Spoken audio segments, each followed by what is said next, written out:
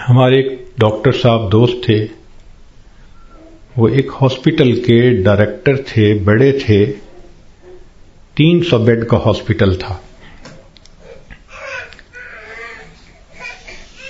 تو کہنے لگے کہ ایک مرتبہ میرے پاس لسٹ آئی ان مریضوں کی جو فوت ہو گئے، تو روزانہ میں سائن کرتا تھا تو وہ ڈیڈ باڈیز وارثوں کے حوالے کر دی جاتی تھی۔ تو میں سائن کرنے لگا تو میرے ذہن میں خیال آیا کہ میں ذرا ان کے چہرے تو دیکھ لوں۔ کہنے لگا میں نے چہرے جو دیکھے تو ایک بوڑھا آدمی تھا۔ ایسے ہی میرے ذہن میں گیا کہ کہیں اس کو فٹ کا دورہ تو نہیں پڑا، تو میں نے ٹیکا منگوایا اور انجیکشن اس کو لگا دیا۔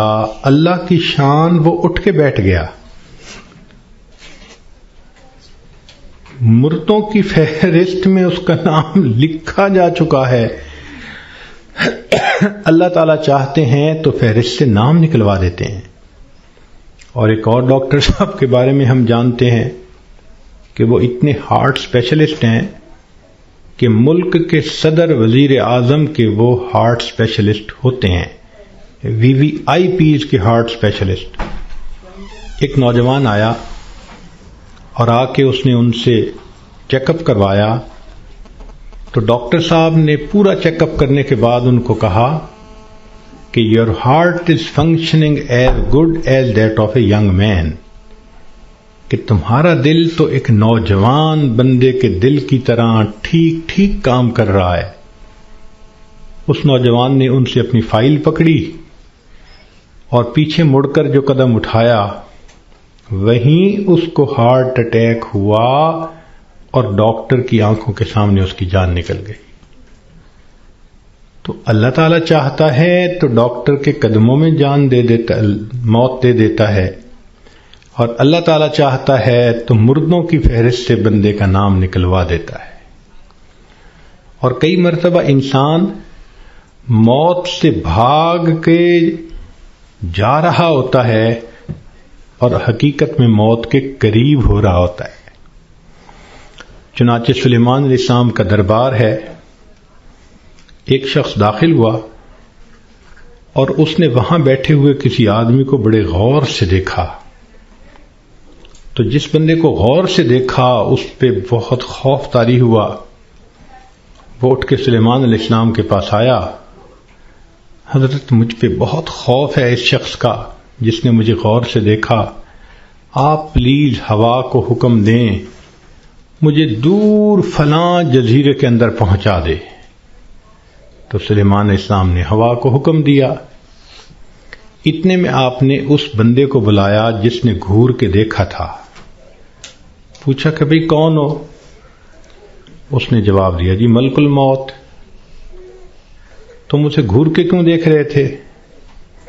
تو کہنے لگے کہ میں اس لیے اس کو غور سے دیکھ رہا تھا کہ اس کی روح تو میں نے فلاں جزیرے کے اندر نکالنی ہے اور یہ آپ کے دربار میں یہاں بیٹھا ہوا ہے۔ تو سلیمان علیہ السلام نے بتلایا کہ اس نے مجھ سے خود ریکویسٹ کی کہ مجھے فلاں جزیرے میں پہنچا دیں۔ ملک الموت نے کہا السلام علیکم، میں بھی اسی جزیرے میں جا رہا ہوں اس کی روح کو قبض کرنے کے لیے۔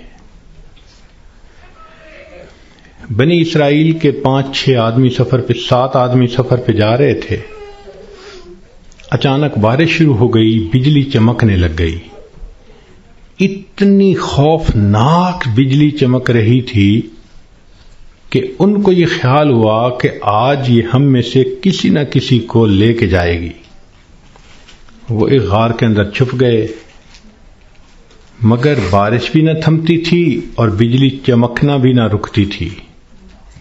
تو انہوں نے فیصلہ کیا کہ بھئی ایسے کرو، ایک ایک کر کے باہر نکلو، جس کو بجلی نے جلانا ہوگا وہ جلا دے گی تو باقی تو سکون کا سفر کر سکیں گے۔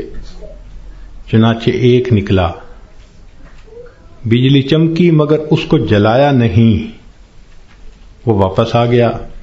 پھر دوسرا نکلا، خیریت سے واپس آ گیا، تیسرا نکلا، چوتھا نکلا، 6 نکلے اور 6 کے 6 کو بجلی نے نہیں جلایا، ایک باقی رہ گیا۔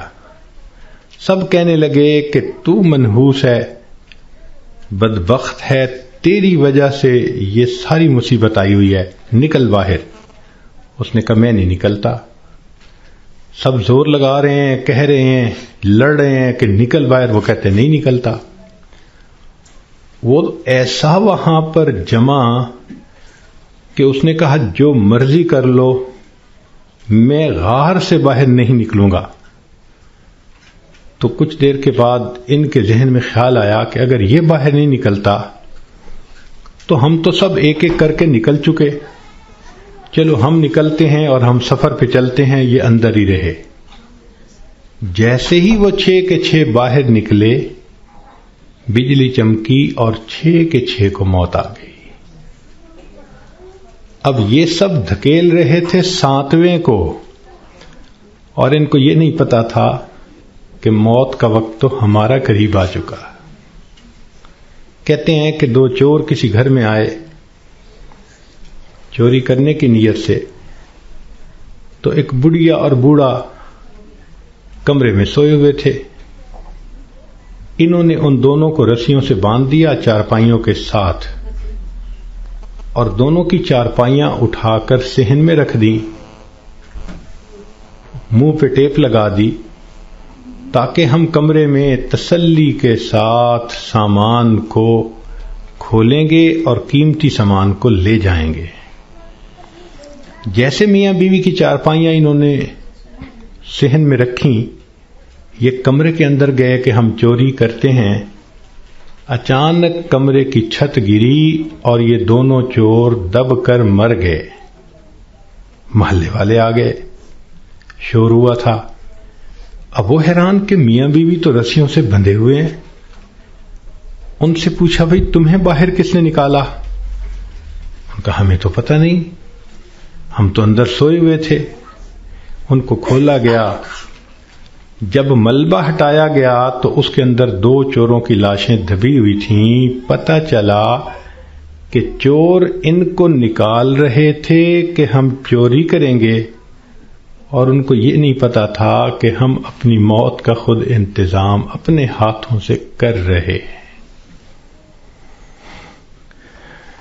تو انسان کئی مرتبہ موت سے دور بھاگتا ہے، اور حقیقت میں وہ موت کے قریب سے قریب تر ہو رہا ہوتا ہے۔ اس لیے ہمیں چاہیے کہ ہم موت کی تیاری کریں۔ مہلت ہر ایک کو ملی ہے، کسی کو کم، کسی کو زیادہ۔